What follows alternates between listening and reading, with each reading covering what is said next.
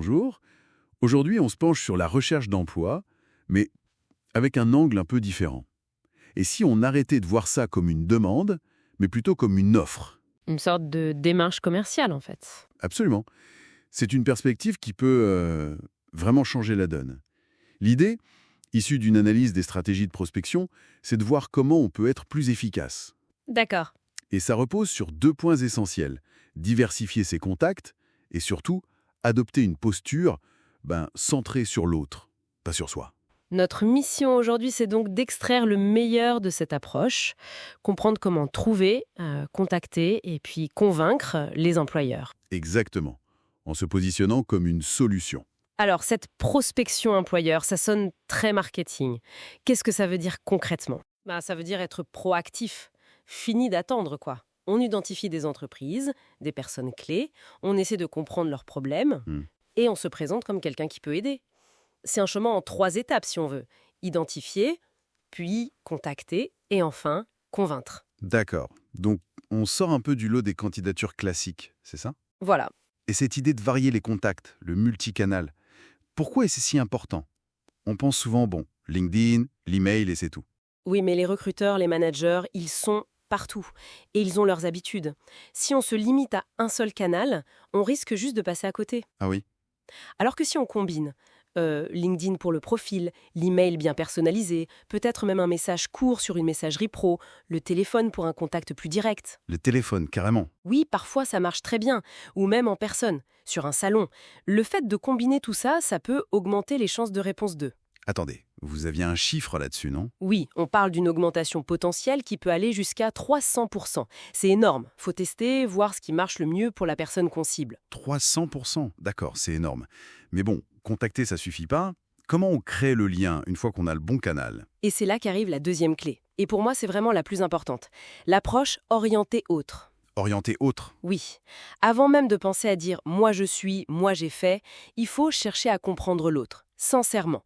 Écouter, trouver des points communs, poser des questions qui montrent qu'on s'intéresse à leurs défis, à leurs projets. C'est un peu contre-intuitif, non? On nous dit toujours de nous vendre, de parler de nos compétences. Oui, mais la meilleure vente, elle commence par comprendre le besoin. Donc d'abord, on essaye de cerner les problèmes de l'entreprise. Ensuite, on peut parler de sa valeur, mais pas en listant des tâches. Plutôt en disant « voilà comment je pourrais vous aider concrètement », en bénéfice pour eux.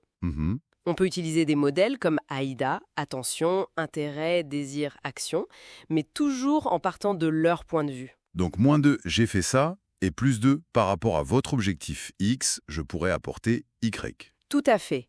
C'est ça le cœur du réacteur de l'approche orientée autre.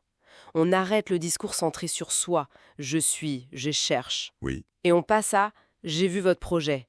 Comment votre équipe gère-t-elle le défi? Suite à votre annonce, on parle d'eux. Et ça marche vraiment mieux. On n'a pas l'air moins direct, moins affirmé. Les retours montrent que ça marche beaucoup mieux. Ça crée une connexion directe, ça montre qu'on s'est préparé, qu'on n'est pas juste un numéro. Du coup, la personne est moins sur la défensive. Ah oui.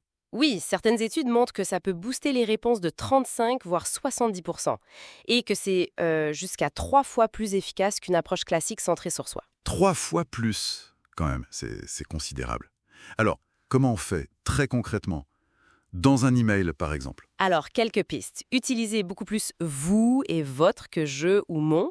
Commencez le message par une remarque sur eux, sur leur actu, sur un truc précis qu'on a vu. D'accord. Un petit défi. Essayez d'écrire le premier message sans utiliser une seule fois je, me ou mon. Juste pour voir. Se présenter comme un spécialiste curieux, pas comme un demandeur d'emploi. Spécialiste curieux. J'aime bien l'image. Et pour les questions en entretien, c'est la même logique, j'imagine. Exactement. Poser des questions qui montrent qu'on a réfléchi à leurs enjeux, sur leurs défis actuels, leur vision, l'impact business de leurs problèmes. L'objectif, c'est pas de parler beaucoup de soi, c'est que l'autre se dise à la fin « Tiens, cette personne, elle a vraiment compris où on en est et où on veut aller. » D'accord. Et pour que ces messages, ces appels, ils aboutissent, qu'ils ne restent pas sans réponse. Alors là, c'est la clarté et la pertinence.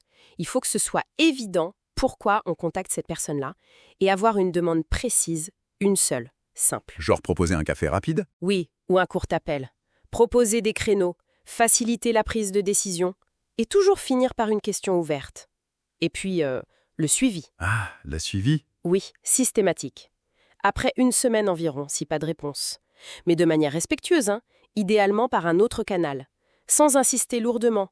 3 relances max, c'est souvent bien. Bon, si on résume cette exploration, pour vraiment booster sa recherche d'emploi, les points clés seraient 1. Utiliser plein de canaux différents, intelligemment, et 2. Surtout, changer de logiciel interne et adopter cette posture orientée autre. Toujours penser à la valeur qu'on apporte à l'autre. C'est exactement ça. C'est une vraie transformation de l'approche. Et d'ailleurs, ça pose une question intéressante, non? Ah, Si cette mentalité, cette façon de penser orientée autre, est si puissante pour trouver un job, comment est-ce qu'elle pourrait transformer d'autres aspects de nos vies? Au travail, bien sûr, mais peut-être même ailleurs.